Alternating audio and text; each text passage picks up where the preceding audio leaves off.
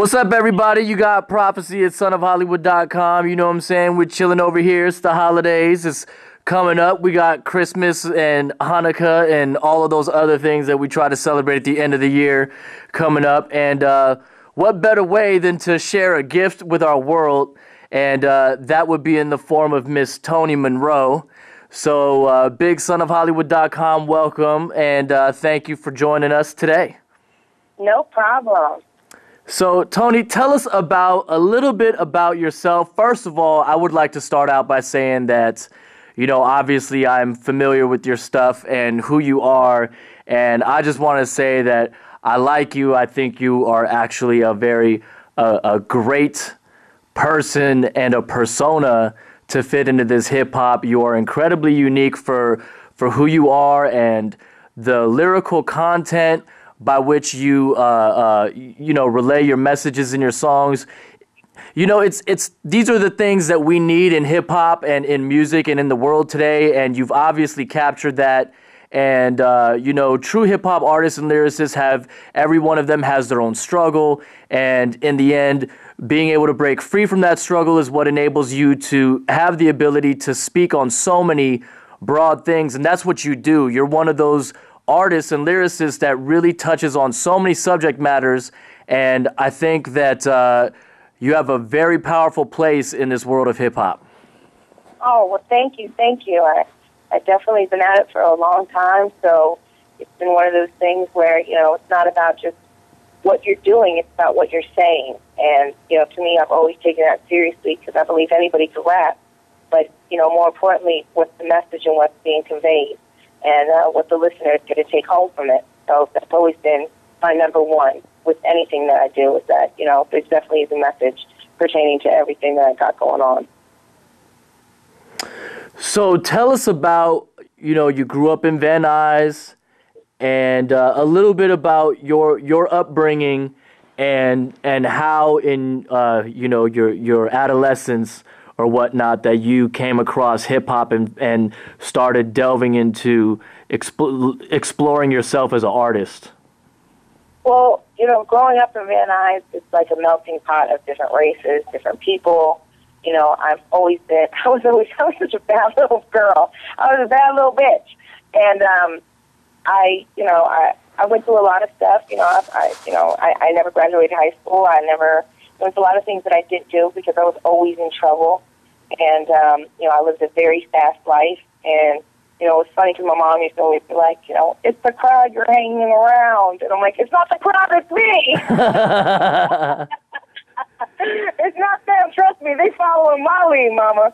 So, I've been through a lot of things, a lot of stories, a lot of things that have, you know, got me to where I'm at. But, you know, I can't sit here and tell you that, you know, I thought, you know, growing up I was going to be a rap artist. That's not even how it even came about, of me even touching the mic. Of course, music has been instrumental to who I am, and, just growing up and listening to so many different things. You know, I grew up on heavy metal. I grew up on, everything. You know, so I wasn't just, you know, I'm not, you know, and I think that's why I'm so diverse, because I'm a songwriter as well, and, you know, I'm able to go outside of the box and not just do hip-hop, but I'm able to do, acoustic and R&B and soul and funk and gospel and all these things. So, it's just that's kind of my whole music background, is that I love everything, every type of music I love. And I just started getting into country. How crazy is that? Wow, that's real crazy. Sadly, I would agree with you. I'm getting into country too. No, not for real. Just kidding. No way. I used to have to sing country. I wasn't into it, but, you know, they have great stories. You know, that's one thing about country songs. They got great stories. Woke up in the morning, poured my milk in my cereal bowl. Yeah, exactly. That's their stories. Exactly. And then some brown-eyed girl broke his heart, you know? Exactly, that's how it goes. But, you know, that's one thing, is that, you know, I'm not really boxed into, you know, creating, and I don't want to just be boxed into that. You know, rapping is the easy part for me. So, like I said, I like creating songs and stuff like that, but growing up where I grew up, it was just such a melting pot of so many things, and the life that I lived and the things that I've done have made me into the person that I am today. So it's just been one of those things where it's like everything has influenced me. And, you know, growing up on the West Coast, you know, you couldn't help but to be influenced by Cube and Pac and, you know, the greats. And, you know, when hip-hop was, you know, even I remember when hip-hop was fun, you know what I mean? Like, hip-hop used to be fun, you know, when you had Heavy D and you had, you had Yo-Yo, you had, you know, just so many different elements that were just fun. And hip-hop turned into, you know, hip-hop turned into something else. And then now it's turned into a whole other beast of its own. And, you know, I just, you know, I take a little bit away from everything that I've seen and learned and experienced to, you know, pick up from.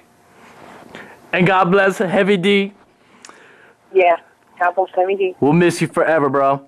So, tell us, when did you yourself, like, when did hip-hop, what era and what artists, what songs was like all of a sudden pushing you into that direction and then really got you to start writing your own songs? Okay, so I got to tell you, it didn't happen for me like that. It happened, what got me on the mic doing hip-hop wasn't, you know, like I said, I grew up listening to everything. And hip-hop, you know, of course, was like number one on my list, but, you know, I respect the culture, the art, everything. But what really got me into it was, you know, I was with an ex-boyfriend at the time, and he was my boyfriend at the time, and he had a studio at his crib, and he had a girl that came over the house, and she dropped a verse, and when she left, I looked at him, I'm like, you going to keep that up on there? And he was like, yeah. And he's like, yeah, she was dope. And I'm like, and I started laughing, like, are you for real? Are you for real? That's really dope. You're laughing. Well, why don't you put your money where your mouth is? Let me hear something. And I never rapped before a day in my life. But, you know, I've always been a good writer. I've always, you know, I'm really good with words. So I was like, this can't be hard. If he thought that was tight, I know I could burp my ABCs better than this bitch. Nice. So I literally was like, fuck it. So I remember sitting down and him putting on the beat, and me just sitting there with a pen and pad and just writing my first 16. And I remember at that moment, after laying it down and hearing it replay back to me, you were like, what is this? Yes, I was like, I was addicted. I was addicted to hearing myself back, you know, and hearing the transformation. I was like, oh my God, like, I could do this. You're like, who did this person, who is this that started speaking in front of me? So that's what happened. So that's how I got turned on to doing rap. It was because I heard some bullshit, and I was like, if you think that shit's hot, nice. I know I could do better than that. Nice. And so sure enough, she got cut. I made the 16, and the rest was history. And Toni Monroe was born. The birth of Toni Monroe. Yeah. Nice. Yeah. So you're a very soulful artist. You obviously do a lot of that soul exploration within yourself as well as the world around you. And that is the kind of stuff that you put out there, while at the same time having amazing lyrical skills and poetry, and you know, you just hit them real hard. Like that's all I gotta say. Like you're one of those people, and it's not even about being female. It's not even about being white or black or, you know, whatever. You are definitely an artist who has that gift of really, like, discussing the world that we live in.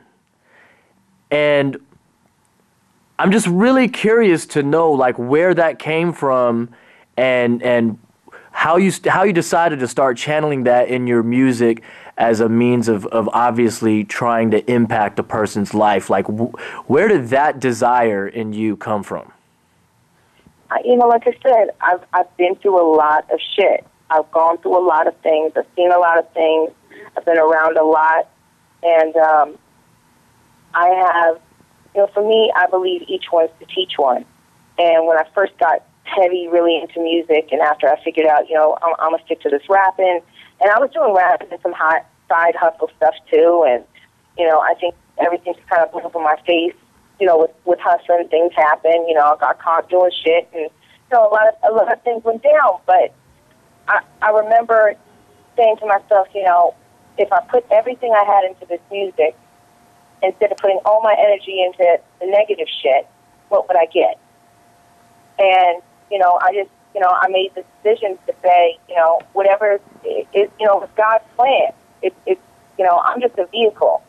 And if I'm able to give myself to, spread the word or a message for females to let them know it is okay, you can do whatever you want, but I know what it's like. I know what it's like to have to hustle. I know what it's like to have to make money and make ends meet and do things. So, for me, it was one of those things where it was like, I just want to be able to share my experiences. And, I've seen different things happen, whether it's through my eyes or through other people that I've been able to see what they've gone through and write from that aspect as well.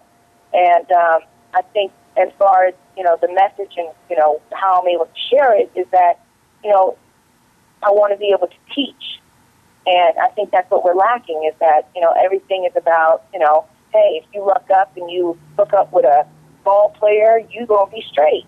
And I don't feel like that, I don't feel like that's a great thing for a role model for women to look up to. I get it. There's nothing wrong with that. But at the same time, it's like, there has to be education, those things. Everything has to start from home. And if the message isn't coming from home, and I'm not trying to come out here and save the world. That's not what I'm doing. But if I can touch one girl who's at home and their parents aren't paying attention to them, then I'm doing my job. That's all I care about. It's just touching one person at a time, one fan at a time, one young woman at a time, to let them know that it's going to be okay. Whatever it is, it's going to be all right. We don't have to do the extremes, or we don't have to think less of ourselves. I come in a package that's not the normal package. But who's to say it's not normal? More than half of America is overweight. More than that. So, to me, I'm comfortable in my skin. For everybody who says, I'm this, I'm that, hey, I'll be that. I'll be all of that. I'm not tripping. I'm comfortable with me. And like I said, I just want to be able to share my experiences and the things that I've seen and gone through, and share stories that I've seen the people around me go through. And that's the greatest thing, is to be a storyteller. And, like Ice-T, he didn't live all those things that he would talk about, but he would write about them. He was such a great, he'd be able to paint pictures. And Scarface, he's dope at painting pictures for you. And I think there's people like, I studied under Scarface, I studied under Buster, I studied, all these people that I look up to as far as rap, to be able to do the things that I do. And, I've definitely been influenced, and, I've, been nurtured, and I've been taught. I've been taught to get where I am, to be where I'm at. Because it's like I said, it's not about what you do, it's about what you say. And, I try to live by that.